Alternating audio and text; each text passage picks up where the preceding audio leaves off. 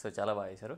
So second game వచ్చేసి so గంతలు కడతారు ఇద్దరికి, ఆ టీంలో ఒక పర్సన్కి ఈ టీంలో ఒక పర్సన్కి గంతలు కట్టేసి సో ఒకళ్ళకి ఫుడ్ ఐటెంను తినిపిస్తారన్నమాట. ఐటెం ఏంటిది అనేది ఐటెం పేరు చెప్పకుండా హింట్ ఇస్తూ వేరే వాళ్ళకి ఆ వేరే సెకండ్ పర్సన్ గంతలు కట్టుకున్న పర్సన్ ఆ పేరు చెప్పాలి, ఐటెం పేరు.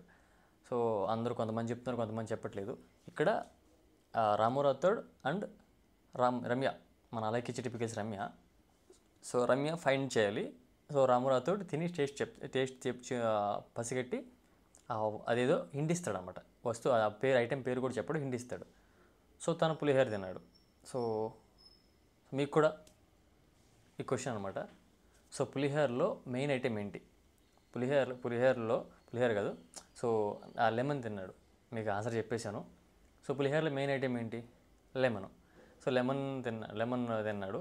సో అది చూసి అది ఫైండ్ అవుట్ చేసి పులిహోర చేస్తారు దీంతో. ఆ మెయిన్ ఐటెం ఏది అంటే తాలింపు అంటుంది, పసుపు అంటుంది, వెల్లుల్లి అంటుంది, కొత్తిమీర అంటుంది, ఏదేదో పేర్లు చెప్తుంది. నాకు అర్థం కాని విషయం ఏంటంటే రమ్య గారు, సో పికిల్స్ చేసే వాళ్ళకి ఐటెం ఐడియా ఉంటుంది, ఫుడ్కి సంబంధించి కేటగిరీ కాబట్టి పికిల్స్ అనేవి. సో పులిహోర అనేది తెలియని ఇదే కాదు, పులిహోరకి మెయిన్ ఐటెం ఏంటి అనేది తెలియదు కాదు. మళ్ళీ ఈవిడ పికిల్స్ చేస్తున్నాం మేము, చిట్టి పికిల్స్ అని చెప్పేసి బిజినెస్ పెట్టి, నాకు తెలిసి నాకు ఇప్పుడు డౌట్ వచ్చింది, అంటే పికిల్స్ వీళ్ళే తయారు చేస్తున్నారా లేదంటే ఎక్కడి నుంచైనా వేరే దగ్గర నుంచి తయారు చేసి మేమే తయారు చేసాం హోమ్లీ ఫుడ్ అని చెప్పి చెప్తున్నారు, నాకు అర్థం కావట్లేదు. సో ఆవిడ ప్యూర్లీ వాళ్ళు వంట చేస్తూ వాళ్ళు తయారు చేసే వాళ్ళు అయితే ఒక పులిహోరలో మెయిన్ ఇంగ్రీడియంట్ ఏంటి అనేది 100% తెలుస్తుంది. సో ఎవరి దగ్గర మీకే పులిహోరలో మెయిన్ ఐటెం ఏంటంటే మీకే తెలిసిపోద్ది, ఈజీగా మనకే తెలిసిపోద్ది. సో అలాంటిది వాళ్ళు ఫుడ్ బిజినెస్లో ఉన్న వాళ్ళు ఫుడ్ కేటగిరీస్ ఏంటి, ఫుడ్లో ఐటమ్స్ ఏంటని తెలిసిన వాళ్ళకి ఈజీ అయిపోద్ది. అంటే ఇక్కడ పులిహోర మ్యాటర్ కాదు, సో ఈ పులిహోర బ్యాక్గ్రౌండ్ చాలా మ్యాటర్ ఉంది. సో ఒక పులిహోర మ్యాటర్ అని చెప్పేసింది. అతను రామరాథోడ్ క్లియర్ చెప్తాడు పులిహోరకి మెయిన్ ఐటెం ఏంటి, అది చేయడం వల్ల స్టోర్ అవ్వడానికి కూడా పాసిబిలిటీ ఉంది ఆ ఐటమ్ వేస్తే అని చెప్పి చిన్న క్లియర్గా చెప్పేస్తాను. అసలు మెయిన్ ఐటమ్ అదే, పులిహోర చేయాలంటే ఆ ఐటమ్ అదే కావాలి అని చెప్పి చెప్తుంటే చక్కెర పొంగల్ అంది. అసలు పులిహోరలో చక్కెర పొంగలేందిరా నాకు అర్థం కాల, పులిహోరలో చక్కెర పొంగలేంది. సో ఇదా వీళ్ళకున్న knowledge, food preparation knowledge, ingredients మీద ఉన్న నాలెడ్జ్ ఇదే వీళ్ళకి. సో వీళ్ళు అంటే వాళ్ళ వ్యక్తిగత వాళ్ళ బిజినెస్ పక్కన పెడితే, సో అంటే ఈ చిన్న పులిహోర అనే వ్యవస్థ మీద వాళ్ళు ఎంత నాలెడ్జ్ ఉందనేది ఫుడ్ విషయంలో నాకు అర్థమైంది, అది నా ఒపీనియన్ అనమాట. సో ఇది గైస్, సో ఆవిడ చెప్పలేకపోయింది, ఆ టాస్క్ వాళ్ళు ఓడిపోయారు.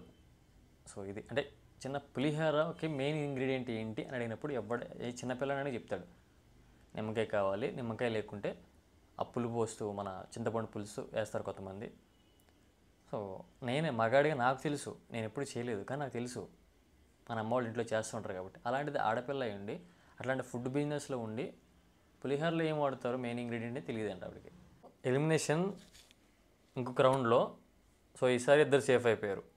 సో మొత్తం నలుగురు ఉన్నారు కదా, రమ్య గారు, సాయి, రాము రాథోడ్ అండ్ సంజన గారు. సో వీళ్ళ నలుగురిలో రాము రాథోడ్ అండ్ సాయి సేఫ్. ఇంకా ఇద్దరు ఫైనల్గా ఉన్నది రమ్య గారు అండ్ సంజన గారు. వీళ్ళిద్దరిలో ఎవరో ఒకరు అవుట్. ఎవరిలో అవుటో కూడా మీకు చెప్పాను, మార్నింగ్ చెప్పాను, అప్డేట్ ఇచ్చేసాను. సో బట్ రెగ్యులర్ డే ప్రకారం చెప్పాలి కాబట్టి చెప్తున్నాను.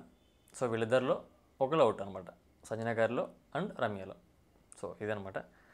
సో ఇంకా రికార్డు ఎందుకబ్బా చెప్పేద్దాం. సో ఫైనల్గా రమ్య, మోక్ష గారు ఎలిమినేటెడ్, పాపం అవుట్, బిగ్ బాస్ హౌస్ నుంచి వెళ్ళిపోయారు. సో ఇది అనమాట.